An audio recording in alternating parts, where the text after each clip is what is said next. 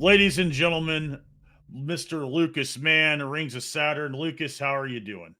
I'm wonderful, Mr. Matt Miller. It's been a long time since tour. It's great to see you again. You're looking good. Hey, thanks. I appreciate it. And Lucas, I know you guys have got a lot of stuff going on. And tell me about the new track you guys just released in January, Theogony. Where did that come from? That's crazy.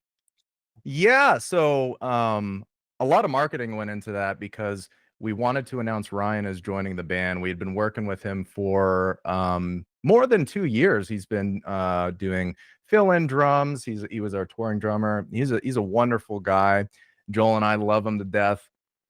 He's really talented, and his kick is so fast that I just had to be like, "Yo, let's throw in the 30-second notes. Let's show off to everybody. Let's it's your like announcement song. This is the first song you're writing for. This is the first song that you're going to be with us for your announcement." So, and we took the opportunity to have Joel pretty much write the majority of the entire song. I think I wrote like one riff and one solo and just kind of structured it and worked with the drums like, I'm more of like an arrangement guy like usual. So yeah, it came out amazing. I love the art for it. The art's really cool. We went with Barnaby Oakley. He's a very talented guy, and we actually played Theogony live. So everyone got to hear the kicks. Everyone got to know it's the real deal. All the sweeps are real. Everything is jiving. So Absolutely, man. And like you brought up the tour that we had done, and dude, like every night you guys played was killer. And watching Ryan play, especially, there was I think we were in Atlanta and I was watching him from like behind, and like he was a good shot. It was a good shot of him and his feet. Yeah, he's super fast and he's a super cool dude. And you guys were all nothing but professional. And Theogony, that what does that mean? Like the birth of the gods? Isn't that like is there a theme with the album this time or anything like that? Because I know you guys have done a lot of the like the extraterrestrial kind of stuff. So what's is there like a theme? um it was more on like the philosophical side of things, and it was Joel's idea to call it Theogony. And I pretty much worked with Barnaby on figuring out the art for it. So I had more of like an artistic direction, and he had more of like the lore behind it. So I think that that would be a good question to ask him because he had all those plans. So, but it has to do with aliens, of course, because we're rings of Saturn. It's not without that. Right on. And you guys actually played that track live in Chicago with Born of Osiris, did you not? Yes. Yeah, yeah. That was an amazing show. It was super fun. A lot of the guys there are our personal friends, and the show was sold out. Crowd surfers, like absolute mayhem, absolute chaos. And it was good to get out there and play that live. And we want to get back out there more. We have some more material. Um, we have some more stuff. I mentioned that I kind of wanted to like do the interview once we had released some more stuff. It's still coming. We still have more stuff on the way. So don't fret. Don't fret. There's a lot more to see, a lot more to come. Lore. Lore forever. Nice, man.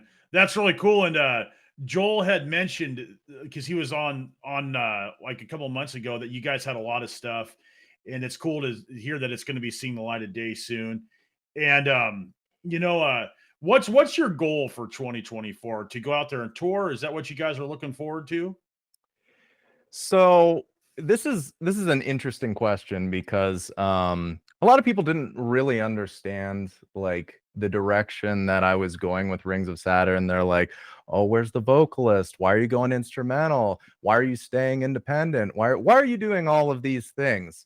And the reason why we're doing it is because we want to rebrand the band, and we want to do have the utmost artistic freedom to write whatever we want. If we want to put out a crazy tech death song like Theogony, why not? If we want to do like trap beats, why not? Music is about artistic expression. It's not a competition. It's not any of that stuff. And Rings of Saturn's always been an experimental band. We're not looking to just put out the same record every year after year after year after year.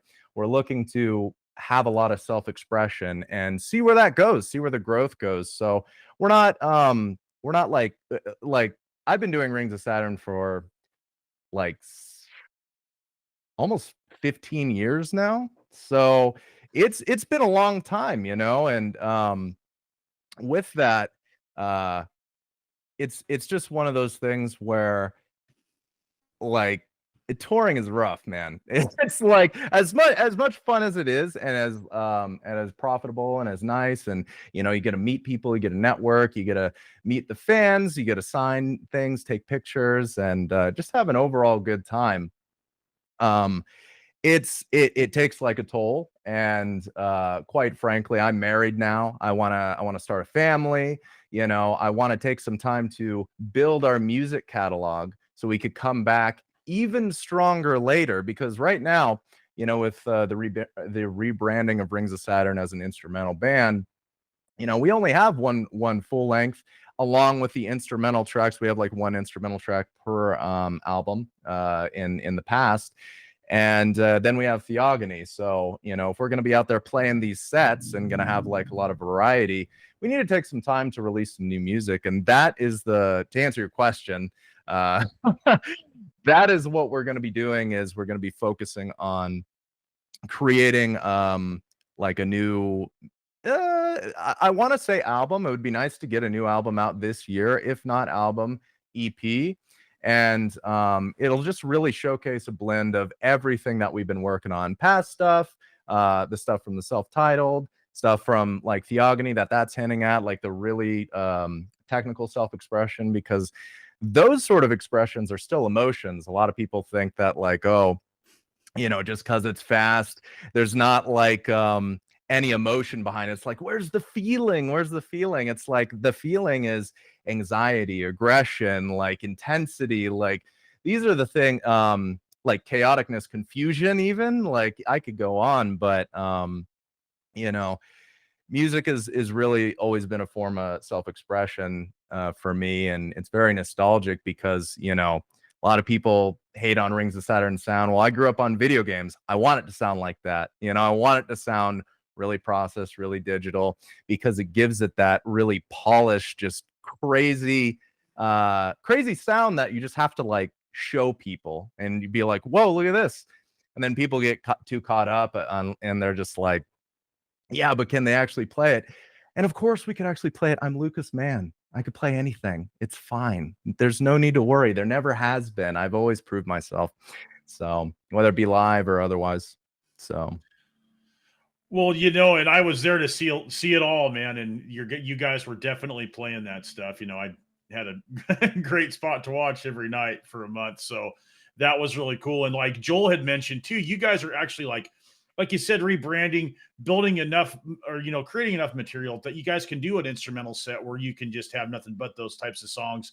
I mean, I'm sure it's a change going from obviously playing, having a vocalist in the band, but going completely instrumental. But I think it allows for more freedom. And there was one track off your guys' last release, Shinigami. That was really cool. You guys had like a jazz break in the middle of this chaos. It was killer, man. thank you. And by the way, it was really nice seeing you play too. You tore it up on stage every night. I was there watching you, and I still watch your videos online. You're amazing. You're amazing. So I just want to glaze you a little bit, just a little bit. Yeah, we wanted to try like a jazzy thing. We had like the upright bass, like the plunkiness going on there in the intro, and the acoustic guitars, and the hook of it, like the just like dun, dun, dun, dun, dun, dun, dun, like the real sway to it. We wanted a lot of groove in that song. We wanted to experiment with like a couple different genres, and we like all the way back with Embryonic Anomaly, there was little jazz breaks, like but only just like a couple bars and stuff.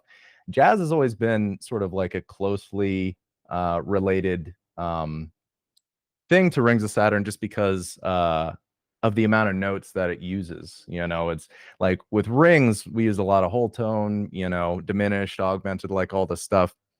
And that's the same in jazz scales. It's kind of like so many things go, so many things fit that it's a literal natural fit to our style of music. So Absolutely, like tonality and all that kind of stuff, especially like you said, like the diminished stuff, and even like some of the chromaticism and stuff like that, and the augmented and the suspended stuff. And it sounds really good. It's almost like if you were just to like crank jazz on 11 as far as just the sound, it'd be metal, you know what I mean? Especially with the time signature changes and stuff like that. So we're all in the same library in the same book, it's just different chapters. But you know, yeah, I love the chromaticism. It's so good for transitional things. And one of my favorite one of my favorite things is like the bucket head, like the nubbing, where he does the chromatic on one hand and chromatic on the other hand, and it creates like sort of the clash of like atonal harmony between the two, and it really sounds like 8-bit. And I've used that technique in a couple of songs, and I just love artificial scales, but I love identifiable artificial scales. So like people, when they listen to it, there's still pattern and melody in it. Like if it's just going crazy forever, um, I don't know. I personally don't like it. And people are gonna thrash me for this, but I also just kind of grew out of metal vocals in general. Like people ask me like, "Oh, are you going to get a new vocalist? You're going to get a new vocalist?" And it's like, I don't like listening to it. If people don't vibe with it, I mean, they didn't make the band, I did. It's kind of douchey, but I don't know. It's if you've been working on a project for 15 years, there's a lot of integrity that you have in it. So you need to keep that close to heart and see the direction that you want to do it, because it's essentially your life. You put tons of your money into it, tons of your time, tons of your effort. You travel the world on it. And, it's one of those things where, when people like see member changes, is kind of like a tangent. When people see member changes, they're all like, "Oh, like it's somebody's fault. Like, how could this possibly happen and stuff?" And with the advent of the internet, we're seeing more and more member changes from so many different bands, because a lot of these people, they don't know each other, and that is exactly like how it was with Rings. Like every single member that joined Rings didn't know anybody. So it's like when you go on tour, it's almost like you're spending more time with these people than you would a family member, and maybe you would argue with family members, right? So yeah, it's hard to get along for years at a time in a small van, or in a bandwagon or a bus or anything. So you know, uh, we get scapegoated and get a lot of flack for member changes, but every time I go on the internet, there's bands having member changes. It's crazy. Even like you know, renowned bands that have been in the industry for extremely long. So it's just coming with the territory now. Yeah, man, and like member changes. I mean, like you said, close proximity and touring's a high stress environment. I mean, it doesn't have to be all the time, and it's not all the Yeah. time, but you really get to know people in a short amount of time. And music's a personal thing, so you're essentially like sharing your life, your art with other people, and not everybody's going to get along. And you have a vision.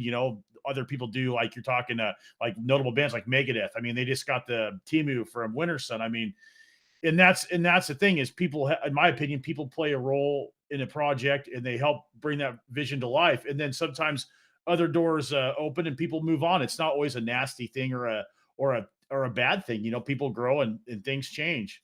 Yeah, yeah. I mean, back in the day, like one of the reasons that Peter left was he was going to college. So, it's just stuff like that. There's also just as simple of things as just artistic differences. I know that might seem cliche, but I mean, I'm also completely rebranding the band to be instrumental, so of course there's going to be artistic differences. So, um yeah, but how's your music going? You doing good? I like your symbol there on the wall, that logo. It's looking sexy. Thank you. Yes, that was a misprint from some things I had made, and I got them on the internet. So it works. It's working for me over here. But my music's going good. Got another album coming out soon. Getting the final touches on that. It was cool to involve other people, like everything I've done in the past, like I've always like programmed the drums and did the bass and everything. So having other folks contribute was really, really cool. But I can kind of understand where you're coming from about like having like a singular vision kind of an idea, because I get where you're coming from on that. So my stuff's going good. I'm got a new guitar endorsement from Siggy Braun, which is really cool. They make great guitars, and I did a tour with Possessed in the EU. That was really cool, and I did some hired gun stuff for Vorath that was on the tour. Oh yeah, I Yeah, saw you doing that. That was really cool. They're a cool band with all the masks and stuff. I like that. like they told me to keep the mask on for as long as I could. So I'm like, all right, I'm the new guy here. I'm going to keep this thing on for the entire set. I turned around, they all had their masks off, and I was like the only one. I was dying, dude. I was just like, I'm gonna freaking suffocate in this thing. But you know what? They gave up. So every show, I was just like waiting for them. The first one that took theirs off, I was right behind them, like, yeah, I'm losing this. I'm not in. To each their own, wearing stuff like that. But for me, it was definitely a new experience. Yeah, it gets really hot up there on stage. Not only that, it could get really dark. That's why I have the glow in the dark frets and stuff on my Legators. But there's one time that I wore a mask. I wore an alien full head cover for Halloween, and I tell you, not only with it being dark and hot, it's like I had the alien eyes that I had to look through. Oh my gosh, I could only play just one song, and then I tore that thing off because I was like, this thing is actually gonna make me mess up. So, it was a lot of fun. That was Halloween, so yeah. Yeah, it's like your eyes have to go like this sometimes. You know what I mean? Yeah. So it's kind of hard. It's kind of hard to like when your peripherals, just that whole thing. And yeah, I mean, wearing masks is cool and stuff like that, but it's definitely not for me. But on Halloween, I've rocked the corpse paint before just for fun. But there you go. whatever. Yeah, it looks kind of cool. You get some blood or whatever, and hey, cheesy but cool. But dude, I remember when we were talking one time, I think we were in New York, and we were having a pretty good time, and we were all standing there, and I asked you, I said, what do you listen to when you're not writing music? Or do you even, I don't remember if you said, I think you said you like to listen to power metal. I could be wrong because we were having a good time, but what do you listen to if you listen to anything at all? Because I understand if you don't.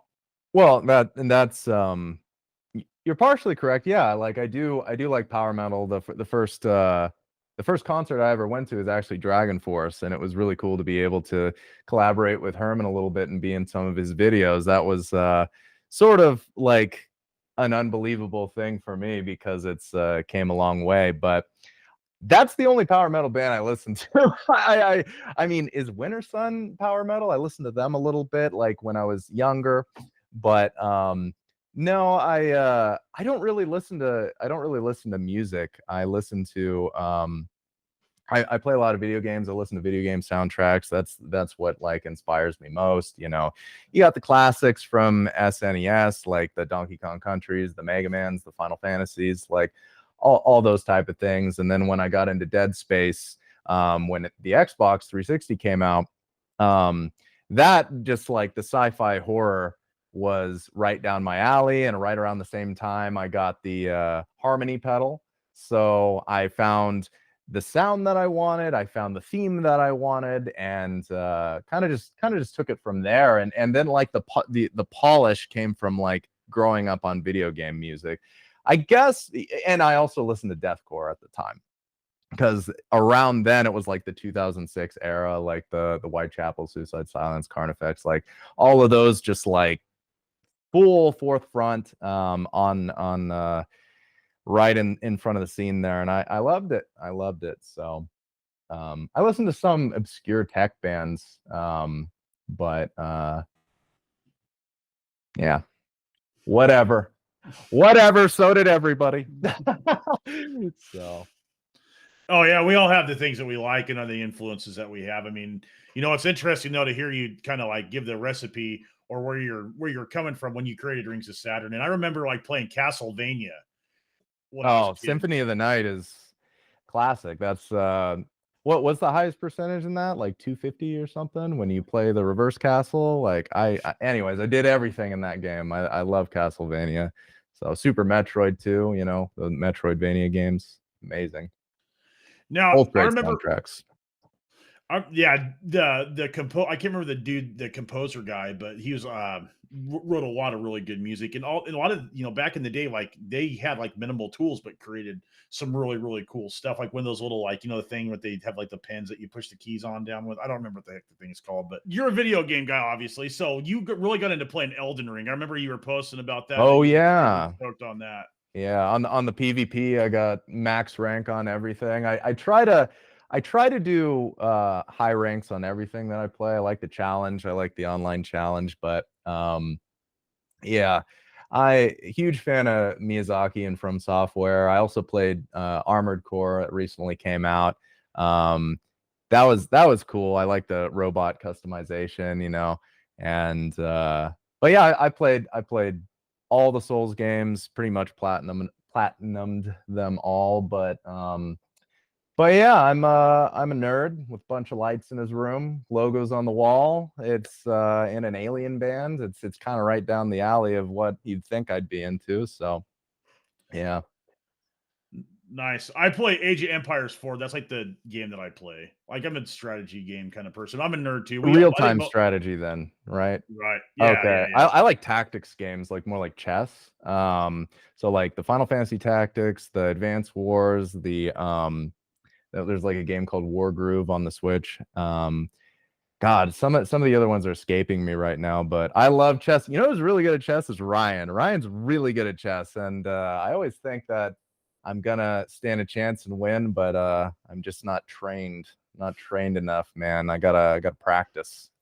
I also got to practice guitar. I rarely play guitar. That might come as a surprise, but it's all here. It's all here. It's all the muscle memory. I pick it up, and within 5 minutes, I'm shredding faster than anybody. But Yo Onision is amazing. He's one of the best shredders, and now he blew up. I knew he would. I'm so proud of him. That's awesome. Yeah, I ran into him at NAM, and he's an awesome, like you said, he's an awesome guitar player. Super Yeah. nice dude too. And he's definitely like the speed master. That guy, arpeggios are his thing. But like you're saying, like muscle memory. So like when you write music, do you write it without having a guitar? Do you just like sit down and like notate it all first? I could do both. When I really write music, like I'm not just thinking of the guitar, right? Like when I write something, I'm thinking of how the drums complement the guitar, what type of riff it's going to be, how the rhythm is going to carry on into the next part, how the vocals at the time when we were a vocal band, how they're going to complement things as sort of their own instrument in an impactful way that makes sense. Bass is a no-brainer. That's really easy. It's just kind of copying everything the guitar does, at least for us. So, but yeah, I'm always thinking of every aspect when I sit down and write it. And, I could write with the guitar, without the guitar, or, without the guitar, I could just think of, kick drum patterns for breakdowns or drum beats. And I'll think like, okay, I'm going to go and write a riff to that later. Of course, we get a lot of slack for writing with Guitar Pro, but everyone writes with the tab program nowadays. It's just sort of the normal thing. It's kind of like the people who still think drum triggers are cheating. It's like, come on, man. It's also like the thing where people were really against amp sims back in the day when they were all about tube amps. They didn't understand MIDI patch changes. They didn't understand the digital side of it. So, it's one of those things where Rings of Saturn's always been ahead of the curve. We were using amp sims, we were using MIDI patch changes, we were using the writing software. There's a reason why Rings of Saturn is successful. It's because of the long-term planning and the investment in all the new technologies that are coming out. Like even now I'm getting into making a new pedal board, and I got a new pedal, the what is it, the Clarity compressor from Horizon Devices. That's going to be coming in soon. I can't wait to try it out. Misha's dope. He's a cool guy. And yeah, I think that's going to help like Rings of Saturn's riffs a lot, because there's a lot of like really nuanced tapping stuff that if it was compressed like in a proper way instead of like overdriven, I think it would balance out the pedal board that I'm making. So Anyways, nerdy guitar talk. Who cares? Well, the Moore GE 300 you guys had, that thing sounded pretty good. I was impressed. I was like, I got to get me one of these things, and so I eventually did. But it sounds fantastic. Yeah, no, I like the Moore GE 300. I used that for a long time, actually. You could actually even see it in the music video of the Embryonic Anomaly remake there on the floor. But I switched over to the Neural DSP Quad Cortex. Again, super nice people over there. They've given me a ton of plugins. And the Quad Cortex, I was able to it has tone capture on it, so I was just able to tone capture the album tones, and it sounds indistinguishable. It sounds really like the algorithm for the tonality. It just sounds good to the ears, kind of almost no matter what you do, what tone you're going for, whether it be a heavy tone, a soft tone. And if you can't find a tone, you just tone match it, right? So I switched over to that pretty much permanently, and I was playing that at the Chicago show. And I don't know, I don't remember. Yeah, I think that's the first time I played with it live. But for videos, for future videos, I'm going to be like using that like exclusively. So Nice. Sounds like you got a good setup coming in there with the neural stuff. And the last tour that I did, I played in a deathcore band, and we used the neural stuff through a laptop, and it sounded really, really, really good. And did it that way, like through that Behringer. which one? What's the Gojira amp is the one that I used. That's the one used. Okay, cool. That one's good. It has some pretty unique effects in it. Is that the one that has the octaver in it, like the harmony one? That's the Tom Morello one, but that thing sounds pretty good too. And it's kind of handy because if you don't want to change the tuning of your guitar, you can just, pitch up or pitch down. And I couldn't believe it. It sounded really, really good. I think the Gojira one does have an octaver. I'm gonna have to double check that, but yeah, a lot of them have the harmonies now. The one that we used a lot for our albums was the Petrucci one, just because the pick attack on it sounds like really realistic. And yeah, anyways, that's a little insider info. Nice. We need all the help we can get, man. Seriously. Fair enough. I mean, everybody does. It's rough out there, with post pandemic. It's like every band going out on tour. It's like cost an arm and a leg, inflation, gas prices. It's I feel for the guys that I see out there that something bad happens, and then that's just like the end of touring for like years because it's hard to recover. Whether it's like you're flying and you lose a bunch of equipment, or God forbid you get in a car crash, or you get stuff stolen. I see people doing that. It's I don't know. There's never been a better time not to tour. That's why I'm not doing it. So Yeah, it definitely costs money. I mean, like I don't know what the specifics are, depending on the application, yada yada, logistics and all this kind of stuff. But like, it's interesting you brought up technology because like you said, people that are using kick, that's shooting to use kick triggers are like writing with notation software. I don't know. Like when I write my stuff, I like maybe make a riff and then put my guitar down and notate the rest of it. And like you're talking about, thinking from like a orchestration and an arrangement perspective, or thinking about other instruments. I think that's what keeps music interesting, because after you've been playing forever and you can kind of play most things, or you have, a certain skill set, it like expands your horizons, because you're not like limited. Like thinking in any new way is or in a different perspective is gonna help make better music. Well, where that comes from is, instead of just listening to, death metal where guitar's doing the same as the bass, drums are matching the guitars and the bass, the vocals are going along like, it's all the same thing. And with video games, it's like it's multi-layered. There's counter melodies. There's so many different like you said, orchestrational sections going on, and it's just amazing. I mean, that's sort of the stuff that was put into the self-titled. My wife actually did the orchestrational parts for that, and I just like all of the layers. The more layers, the better, right? And I just, every time I listen to those parts, I'm pumped. It gets me inspired, and that's that's at the end of the day what Rings of Saturn is about, whether it be technicality, whether it be experimentation, whether it be like getting your emotions out there in an unconventional way within the music.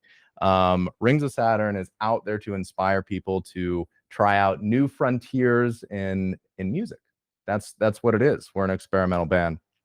So yeah.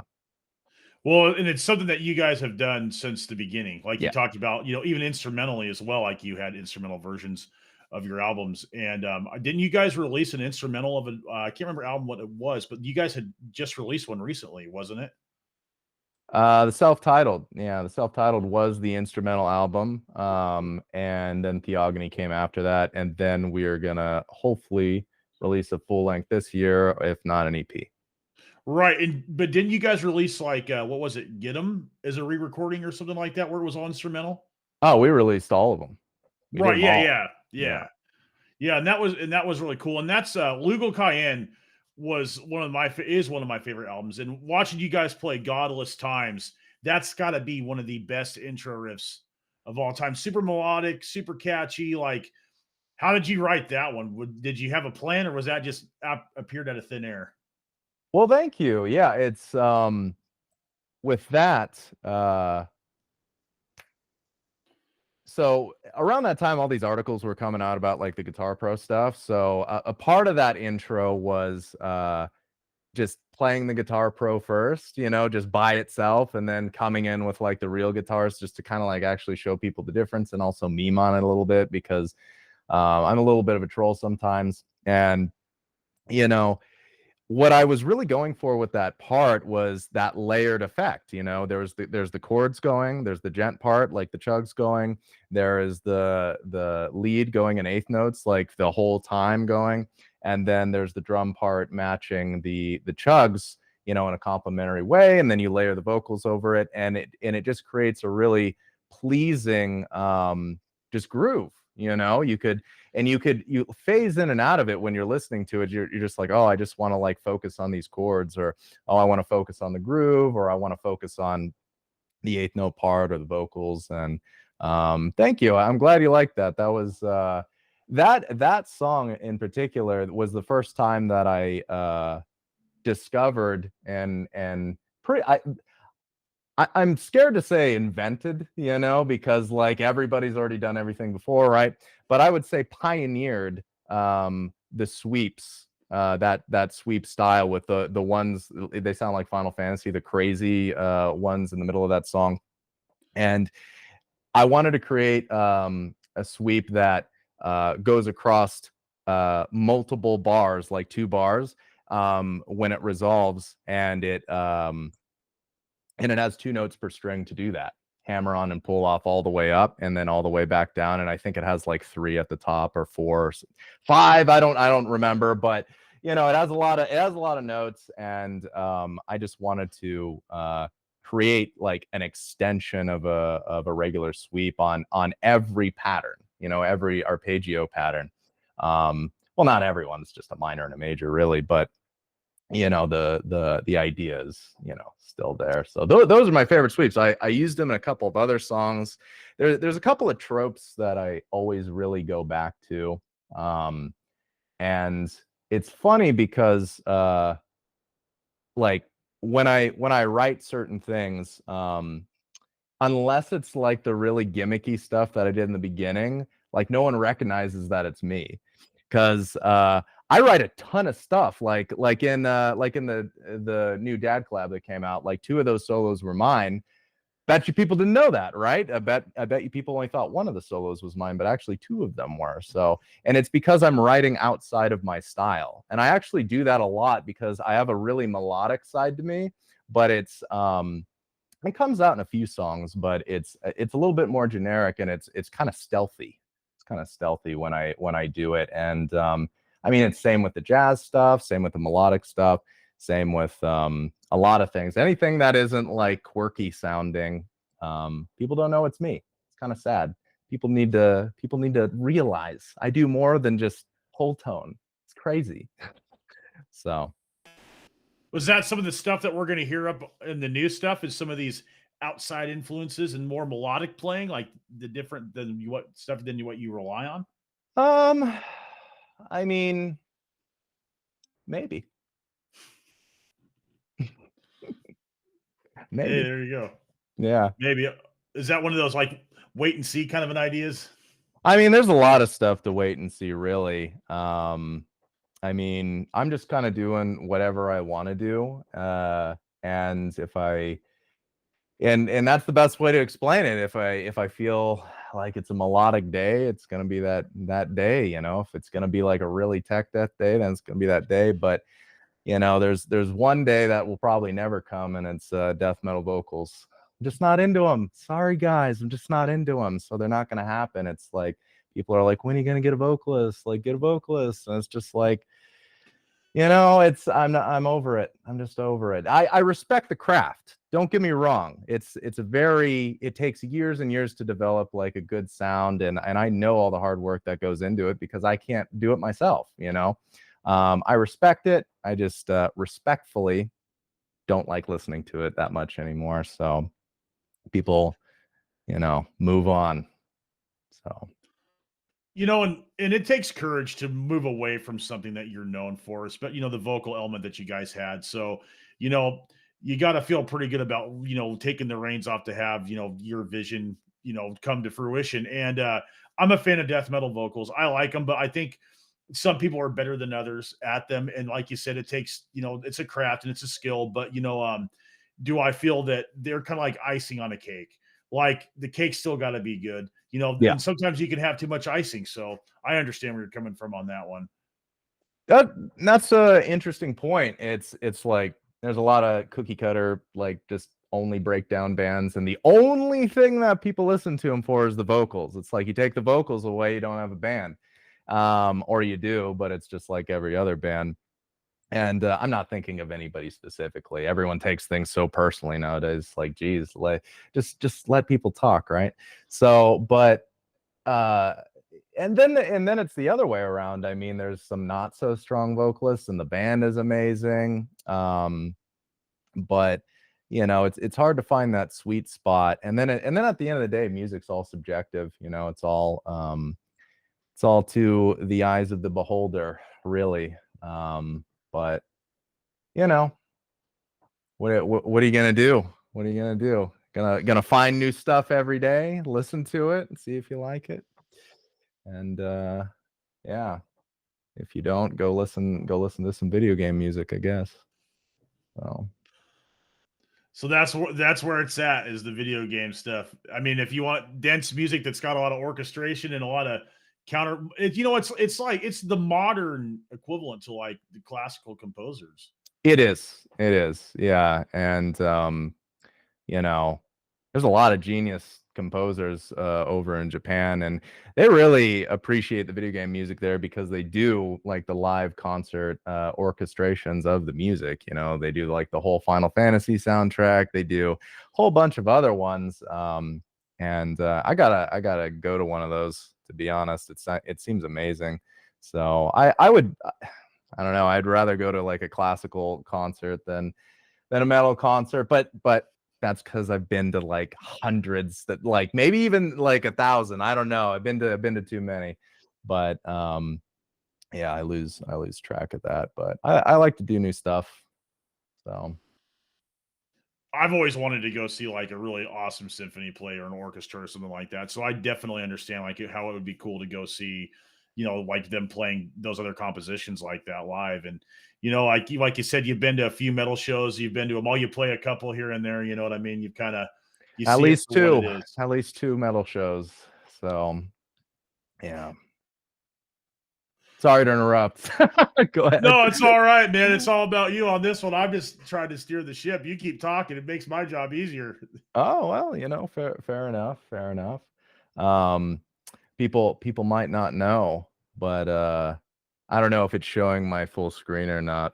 I don't know how the final like cut is gonna be, but if we go up, there's the original Rings of Saturn logo up there too, and there's even more guitars. There's even more guitars up above. So Yeah, I am. I redid the studio. It's ready for content. It's ready to make some more videos for everybody, and I want to do more live playing videos with the track in the background. Just simply, it's not even to just like I'm over like proven stuff. It's just because I'm lazy, and I would much rather just like put on the track, jam it out, no editing, no nothing, not even turn on the computer, just straight from the phone, boom, short on YouTube, reel on Instagram. I'm probably never getting TikTok. Oh yeah, like if anybody's on TikTok saying that they're Rings of Saturn or me, they are not. Well, I don't have TikTok. Rings of Saturn doesn't have TikTok. Never have. Probably never will. So um, keep an eye out. Keep an ear out. You know, if it doesn't have the check, you know, it's probably not me. You know, I don't And have a TikTok either. telltale sign is, sorry to interrupt, but every page posts like the same thing. If they're not posting what I'm posting, again, it's not me. So there's a lot of fakes out there. Go ahead. Oh, I was gonna say I don't have TikTok either. I'm sure that it's useful for something. I mean, but it's just not for me. But I actually had a chance to play one of your guitars, Oh, and yeah, it was pretty cool. Obviously, I'm an old school dude with a 6 and a 7, but I've never really played an 8 string. But I gotta say, it was really really cool. It was the white Legator. It was one of those ones, and it was up there, yeah. yeah. It was pretty cool, man. And like, you got the Fishmans in there. So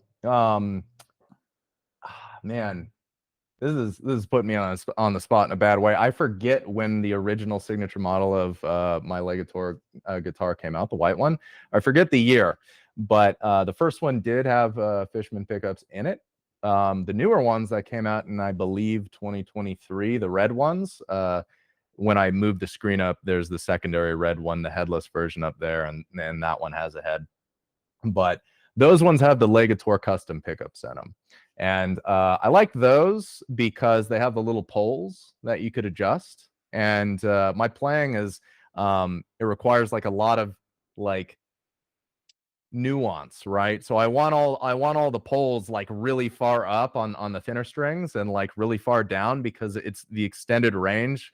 And if you just have like a soap bar, it's kind of just like you could only get like so much angle out of that thing.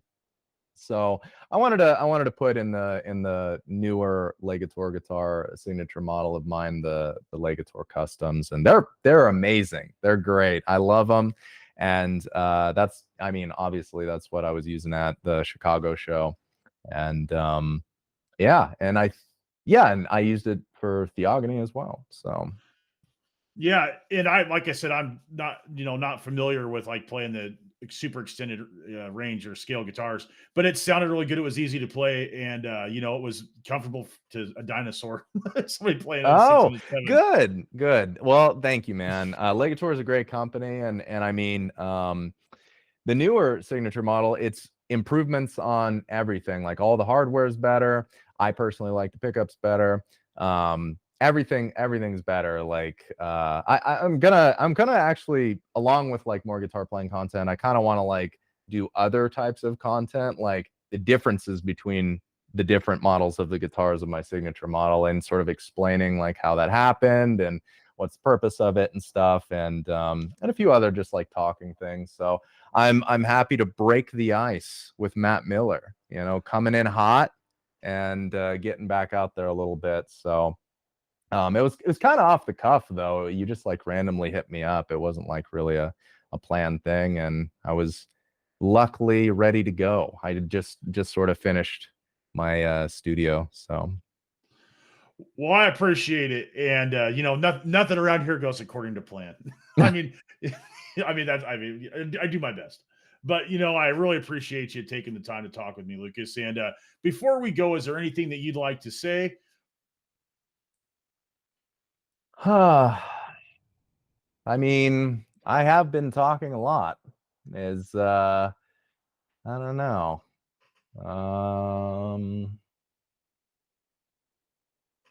Maybe I could just name drop a couple people. Maybe I could just Do shout them out. do what you want to do, man. Okay. All right. I want everybody to check out Joel Omens, the other guitarist of Rings of Saturn, who's been with us a huge amount of time. And go follow his YouTube, go follow his Instagram. He really deserves it. He's a great guy. And check out Ryan Sinnott. I should know this. He's a great guy. You decide, you ask him, follow him and ask him how to say his last name, and just like check out his drumming, check out his YouTube channel, check out all that stuff. And the people that were a part of the self-titled album, Jake Bertrude, I grew up with him. We went to school together, and he did a lot of the beats and stuff on that album, which I'm a fan of. A lot of the metal people didn't like them, but I loved them, and that's what matters because it's my band. So, and the other thing is, I had the privilege of having my wife, who makes video game music for a living. She has a degree in it, and I want to shout out her because I had my wife on the self-titled do all the orchestrations, all of the like traditional classical like style of music, and everyone should go check out Virginia Leo. She works on a game called The Baby in Yellow. It's sort of a what is it? Lovecraftian horror style game with the demon baby. It's pretty funny. So give her a follow. Obviously, it's your podcast. Everyone should follow Matt Miller.